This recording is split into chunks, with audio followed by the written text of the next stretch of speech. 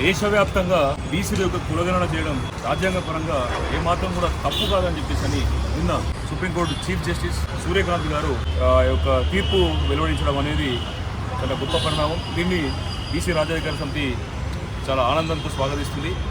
అయితే ఇదే సమయంలో ఈ అంశం మీద ప్రజా ప్రయోజన వాద్యం వేసినటువంటి సుధాకర్ అనే వ్యక్తి మరి ఆయన స్వయంగా ఆ వాద్యాన్ని వినిపించిందా లేకపోతే ఏదైనా రాజకీయ పార్టీల యొక్క ప్రాబల్యం ఉందా అనేటువంటి అనుమానం అయితే వ్యక్తమవుతుంది. ఎందుకంటే ఈ దేశం లోపల 75 సంవత్సరాలు గడిచినప్పటికీ ఈ దేశంలో ఉన్నటువంటి వెనుకబడినటువంటి తరగతుల యొక్క సంఖ్యాపరమైన వివరాలు కానీ వాళ్ళ యొక్క సామాజిక పరమైన వివరాలు అనేది ఇయాటి వరకు కూడా దేశం దగ్గర కేంద్ర ప్రభుత్వం దగ్గర లేవనేది చాలా అవమానకరమైనటువంటి విషయం.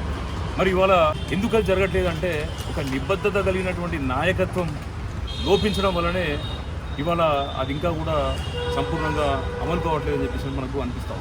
ఎందుకంటే మన దేశ ప్రధాని నరేంద్ర మోడీ గారు ఎంత గొప్ప వ్యక్తి అంటే ఆర్టికల్ 3ను ఆయన వద్దనుకుంటే రద్దు చేయగలుగుతారు. ఏదైతే ట్రిపుల్ తలాక్ని బీజేపీ పార్టీ కానీ ఆర్ఎస్ఎస్ కానీ వద్దనుకుంటే ఏదైతే ట్రిపుల్ తలాక్ను కూడా రద్దు చేయగలుగుతారు. అదొకటే కాదు, రామ జన్మభూమిని కట్టించాలనుకుంటే కూడా ఆయన పూనుకుంటే వాళ్ళ పార్టీ పూనుకుంటే ఏంటంటే కట్టించగలుగుతారు.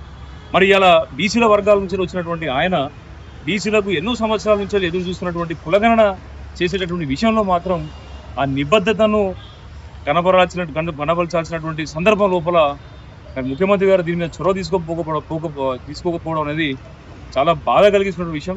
తప్పకుండా మాకైతే నమ్మకం ఉన్నది, మోడీ గారి నేతృత్వం లోపల ఈ దేశంలో ఒక బీసీల యొక్క కులగణన అనేది చాలా సాధారణంగానే జరిగిపోయే అవకాశం ఉన్నది. అధికారంలోకి రాకముందు బీజేపీ పార్టీ ప్రతిపక్షంలో ఉన్నప్పుడు తప్పకుండా మేము అధికారంలోకి వచ్చిన తర్వాత కులగణన చేస్తామని చెప్పి 2017లో రాజ్నాథ్ సింగ్ గారు అప్పుడు పార్లమెంట్లో కూడా 2021లో జరిగే కులగణనలో తప్పకుండా బీసీల కులగణన ఉంటుందని చెప్పి మరి 21వ సంవత్సరంలో చేయాల్సిన కులగణన ఇలా 26 అంటే దాదాపు 5 సంవత్సరాలు గడిచినప్పటికీ బీసీల కులగణన జరగకుండా ఇంకా జాప్యం చేస్తూ మరి ఇటీవల ఏదైతే చేస్తున్నటువంటి హౌస్ హోల్డ్ సర్వేలో కూడా బీసీల కాలం లేకపోవడం అనేది కూడా చాలా బాధాకరమైన విషయం.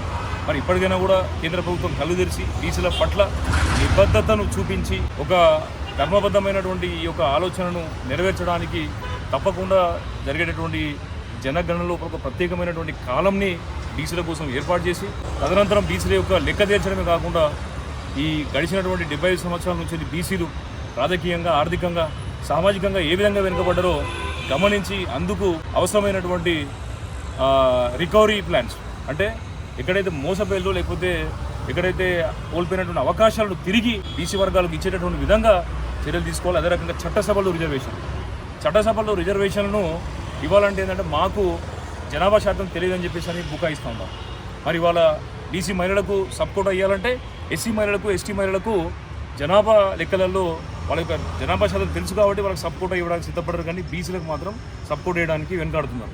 మరి ఇవాళ బీసీల జనాభా కనుక తెలియకపోయినంత మాత్రాన బీసీలకు చట్ట సభల్లో రిజర్వేషన్ ఇవ్వడానికి ఏ విధమైనటువంటి ఆటంకం కూడా లేదు.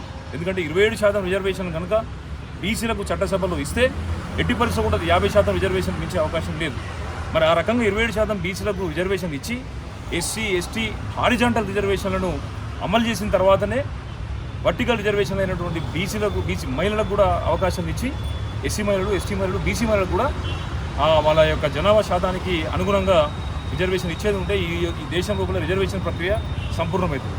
ఎందుకంటే 1992లో ఇందిరా సహాని కేసులో అప్పుడు పివి నరసింహరావు గారి యొక్క ప్రభుత్వం కూడా ఈడబ్ల్యూఎస్ రిజర్వేషన్లను అమలు చేయడానికి చెప్పి ప్రయత్నం చేసినప్పటికీ అప్పుడు సుప్రీంకోర్టు ఒప్పుకోకపోవడం వల్ల సాధ్యపడలేదు. మరి ఇటీవల జరిగిన పరిణామాలలో ఒక ప్రత్యేక రాజ్యాంగ సవరణ చేసి ఈడబ్ల్యూఎస్ రిజర్వేషన్లు అమలు చేశారు కదా.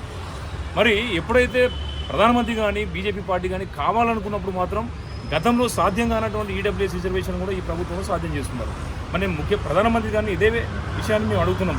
మీరే ప్రధానమంత్రిగా ఉన్నప్పుడు మరి బీసీలకు అవసరమైనటువంటి చట్టసభలో రిజర్వేషన్ కానీ బీసీల కులగణన కానీ మరి బీసీలకు 27% రిజర్వేషన్ కూడా ఎందుకు సాధ్యం కావట్లేదు? మరి గతంలో మీరు ఆర్టికల్ 3 విషయం లోపల రామజన్మభూమి విషయం లోపల అదే ట్రిపుల్ తలాక్ విషయం లోపల చూపినటువంటి చొరవ ఈ యొక్క బీసీ సమాజం పట్ల ఎందుకు చూపట్లేదని చెప్పేసి కూడా మేము ప్రభుత్వాన్ని అడుగుతున్నాం.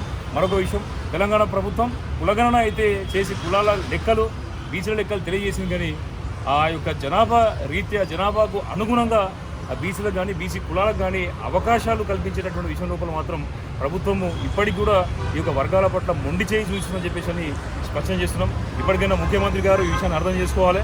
ఏదైతే మీరు చేసినటువంటి ఒక మంచి పనిని మేము గౌరవిస్తున్నప్పటికీ మరి చేయాల్సిన పట్టు ఇంకా చాలా ఉంది అనేటటువంటి విషయాన్ని మాత్రం మీకు గుర్తు చేస్తున్నాం. నాతో పాటు బీసీ రాజ్యాధికార సమితి రాష్ట్ర నాయకులందరూ కూడా ఇక్కడ ఉన్నారు.